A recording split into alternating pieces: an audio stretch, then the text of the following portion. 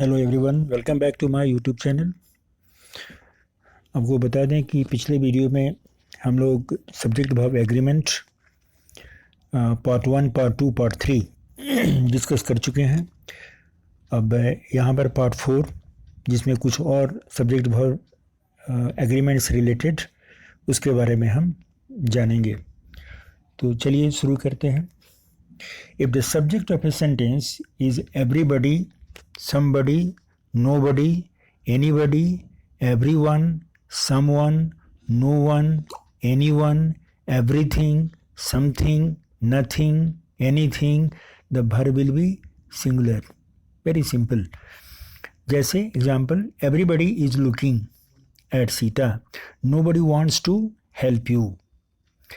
Next, nothing but or everything but may be followed by a singular uncountable noun or a plural countable noun, but in both the cases the verb is always singular. Example, nothing but water is there, everything but trees is there. Next, if the subject of a sentence is there, the verb agrees in number and person with the noun or pronoun that follows there. तो जो noun या pronoun there के बाद आएगा verb भी उसी के अनुसार होगा। जैसे there is no money in my purse, there are 50 students in my class. Next, if it is the subject of a sentence, the verb is singular. Because it is singular, so verb will naturally be singular. Example, it is I who can help you, it is they who can save my life. Next, if none is the subject of a sentence, the verb is singular. ध्यान रहे, if none is the subject of a sentence, the verb is singular. verb singular होगा। जैसे none was interested in your work. Next, none has come to see you. But if none is followed by a plural noun or pronoun, the verb will be plural. Example, none of these girls are beautiful, none of my lost books were found. Next, if a gerund or an infinitive is the subject of the sentence, अगर gerund या infinitive दोनों में से कोई एक किसी भी sentence का सब्जेक्ट है तो verb सिंगुलर होगा। जैसे walking is a good exercise, to walk is a good exercise. तो यहाँ हमने देखा कि gerund है और यहाँ पर infinitive है। In both the cases the verb will be singular. Next, if two gerunds or two infinitives are joined by and, the verb is plural. अब देखें, ध्यान देने वाली बात है कि if two gerunds, दो gerunds हों या दो infinitives हों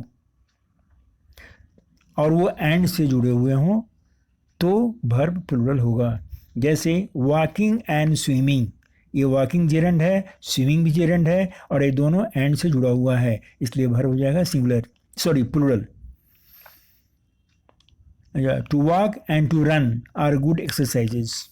To walk infinitive है and to run infinitive है, and ये दोनों infinitives and से जुड़े हुए हैं, इसलिए verb plural होगा। To walk and to run are good exercises. Next, a collective noun takes a singular verb when the collection is thought of as a whole.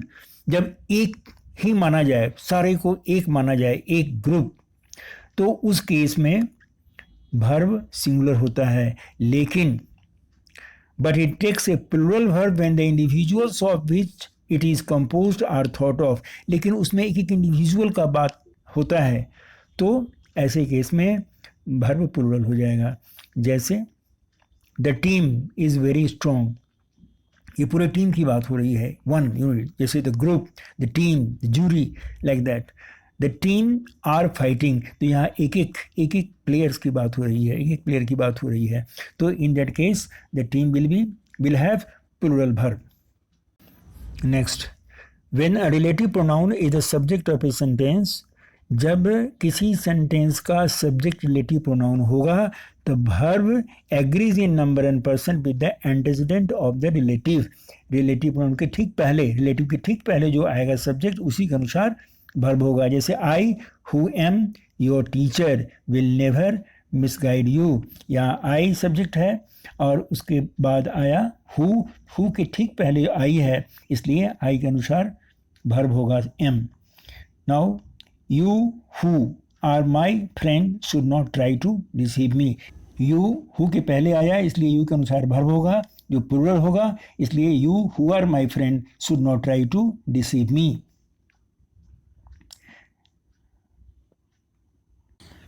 So this much for today, and if you like this video please like and subscribe.